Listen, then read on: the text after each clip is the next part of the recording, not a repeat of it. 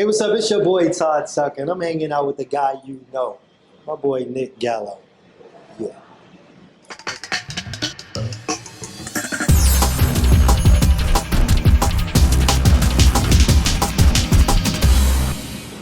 What's up? It's Nick Gallo, the guy you know. I'm here with the one and only Mr. Todd Tucker, Hey, bro. what's going on, man? Yeah. Happy to be here. Yeah, I want to say, how does it feel to be back in the Chi-Town? You know, I know you come here. Yeah. I feel quite often. Yeah, I love the Shy.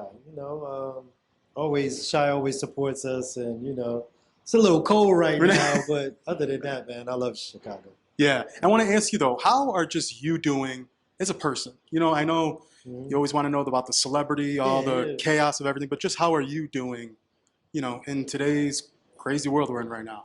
Hey, man, taking it one day at a time. You know what I'm saying? Like, at the end of the day, we're here, we're living, we're blessed. I'm blessed. I got my new movie coming out, so, I feel good. I feel good. Well, yeah, we got to talk about this new movie. Yeah. Don't bring your man to Atlanta. Don't do it. Don't do it. I want to ask you, how did you become a part of the project and knew that you wanted to be behind the project? Because I'm sure you're given so many different ideas, screenplays, everything. Well, this is my project, so written, produced, directed, casted, whatever. Yeah. But I work with my team, of course, but one of my brainchilds. I just thought it was a fun entertaining type of movie. I enjoy making relationship thrillers. That's what I call it, relationship thrillers. Because every relationship, there's a thriller point in the relationship. If something don't go wrong, it's like somebody really wants to kill the other one, but so. I want to ask you though, with creating this project, Yeah. how long did it take, I guess, before you were like, okay, let's start shooting? How long was the whole preparation? I'm gonna be honest, this was kind of like in our minds, my team, we was like, this is a throwaway. Let's just make it real quick. Let's just throw it on Tubi. But after we made it, we was like, no, this shit is really good. Like, we got to really promote this and market it because I think people going to really love it. And so far, Atlanta loved it. So we're taking it on the road. Chicago's our first city, and then followed by Detroit. So, Atlanta gave us just a crazy response. Yeah, I was going to say, how was it? Because it's not just, you're doing a whole experience, which I love. You're just not doing a quick, red carpet and goodbye. Yeah. So how was that first show? It was amazing. It was like the whole Atlanta came out. I couldn't fit everybody in the theater. It was the chaos of too many people showed up. And, I don't know what to tell y'all because there's no more seats. But it was a blessing just to get the support from the people. And that's beautiful. I love that. And I want to ask you, though, when you do get projects, say, sent to you for you and Candy, would you say, how do you or you and her decide? Because, like I said, you've been a part of everything from television to stage plays to movies to restaurants. Like you've had your hands in everything. Is there a certain way you go about, or is it kind of just like you just got to feel it and kind of you just choose? I'm going to be honest. We generally produce our in-house stuff because we have so much in our thought wheel that we need to get out. So I don't generally take on too many projects from other people. Broadway's been the only one that will kind of partner up and do stuff. And that's been an amazing experience. But right now, we just kind of been trying to focus on, what's in my brain or what's in her brain and trying to get our stuff out. Because, she's so creative. I'm becoming as creative, you know what I mean? So it's like, you're just trying to get your stuff out so you can finally maybe work with other people on their projects. Definitely. And I want to ask you, too, about casting. Because I know you got, Shamia, you got Bambi. I want to ask you, how did you go about casting? Did you have them in mind off the bat, or was it kind of like, I want to do a process of elimination and see? I started with Shamia. I just think in this whole thing, man, it's like helping my friends is a big deal to me. You know what I mean? Like, they're very talented. Hollywood ain't knocking, banging the doors down to come get them, and they want to, do the things that they love, and they're very talented. So it wasn't hard. I was like, yo, Bambi is perfect, and I don't even know if she acts, but I think she could do this. Like, what I mean? And I asked her, and she was like, yo, I would love to. And, everybody just signed on, and we're a bunch of friends doing stuff that we love, so it don't even feel like work. Yeah. You know what I mean? It's a good time. Yeah, I want to ask you, too, when creating this project, how fun is it? I know it's a lot of work, but like you said, having the, how could I say, you are part of everything, from the casting to the writing to the editing to the final, picture of it all. Yeah. How does it feel just not having to, I guess because so many people, you think of projects and they have such a big team or so many other people and they don't know necessarily what the end project will end up. Right. And sometimes you just have to deal with it. But you being a jack of all trades, a part of this project, how does that feel? I'm saying it feels good. I'm working with an independent budget, so you got to wear many hats. So if you're doing it independent, you're gonna have to wear many hats. So but it's a good time. Yeah. I really enjoy the process, and I think if I wasn't a part of the process, I wouldn't really enjoy it. Yeah. Like if I got $10 million to do my next movie, it wouldn't feel as, you know what I mean? Like it's all right, I got some money, but I just love the energy of we all in here. Yeah, well, what about that location? Well, I'm gonna drive by it myself. Like I love doing that. So I don't know. I love the process. And I love being a part of it. Yeah, I want to ask you though, because you've had your hands in so much. Yeah. Do you miss reality TV, or would you say it's kind of nice to kind of step away from the chaos and be more behind the scenes? I don't miss reality TV at all. I don't miss, like, I used to have anxiety before new seasons, and you go into a scene, you don't know what somebody's about to say or what the lie they're gonna tell or what the edit's gonna look like. So for me, and I know reality TV is entertaining. We entertain, everybody for a long time. And now it's just time for us to do something different, stuff that makes us happy and makes us smile and doesn't stress us out in that type of way. So I'll pass on the reality TV for right now. Yeah, I like that you are taking the time to do all these other projects because I think it was necessary. And I'm happy you are sticking to, like, not saying reality TV is not good, but I think everyone needs a breather from it. And you are doing the good things.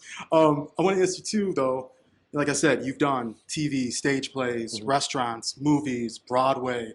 What couple things, or at least one thing, is still on your bucket list where you're like, hey, I have to execute this before I'm just retired chilling? Bucket list of what I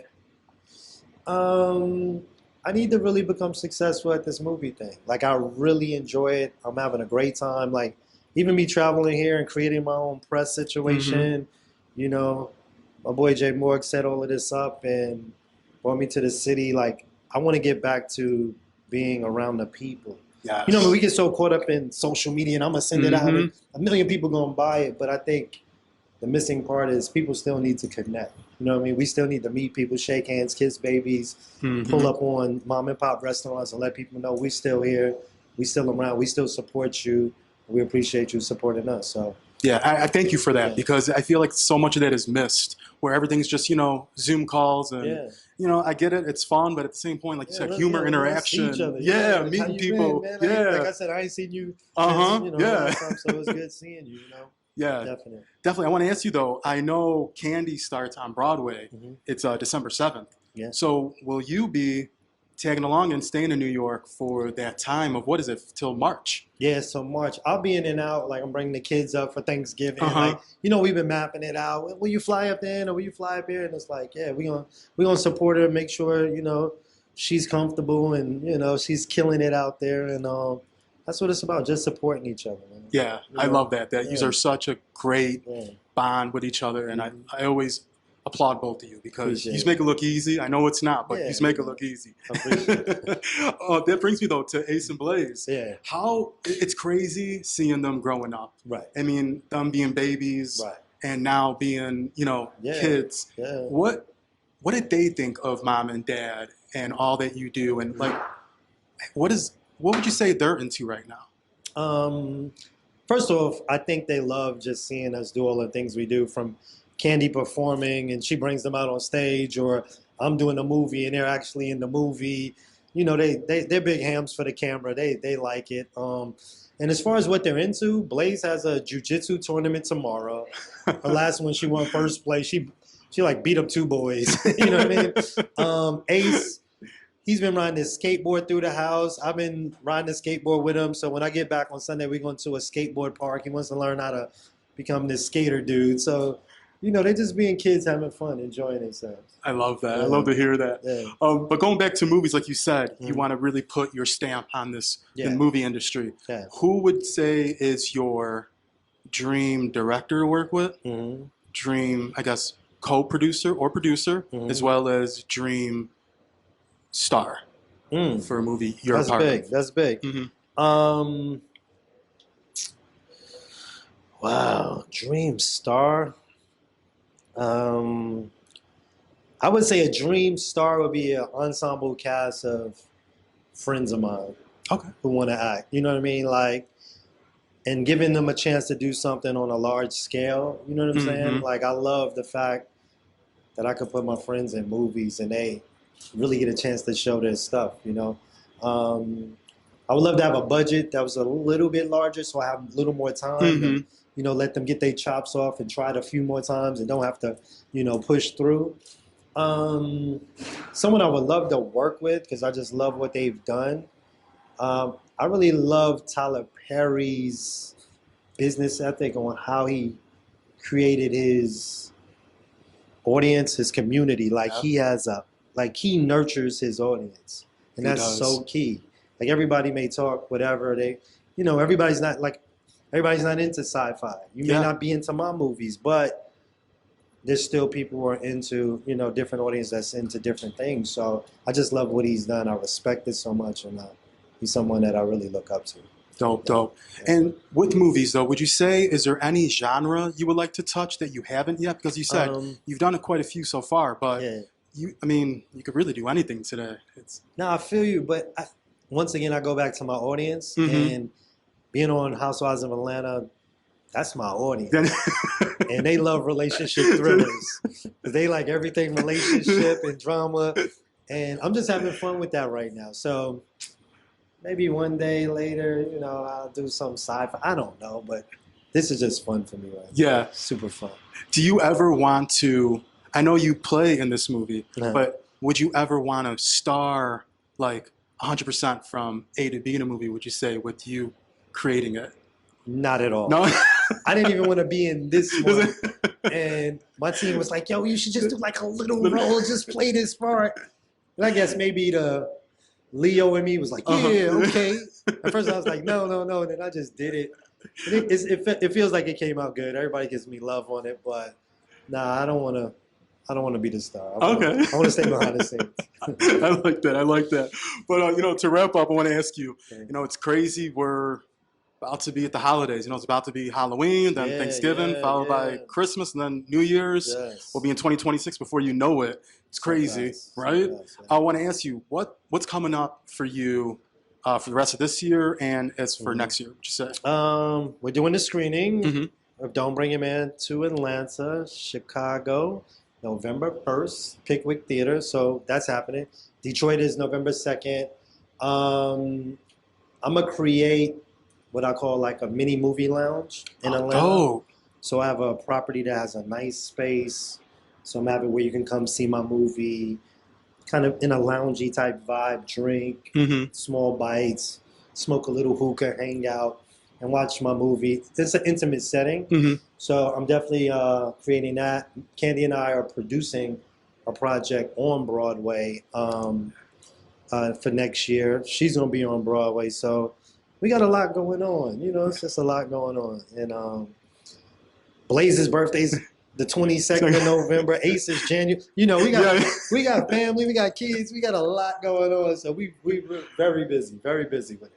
Nice. Well, I want to thank you, though, for inspiring, because you make it, like I said, make it look so easy. And I know it's a lot of work, but y'all do the damn thing. Like, you do it. I appreciate that. No, I appreciate you. Yeah, but it's Nick Gallo, the guy you know, here with the one and only, Mr. Todd Tucker. We here. Dope.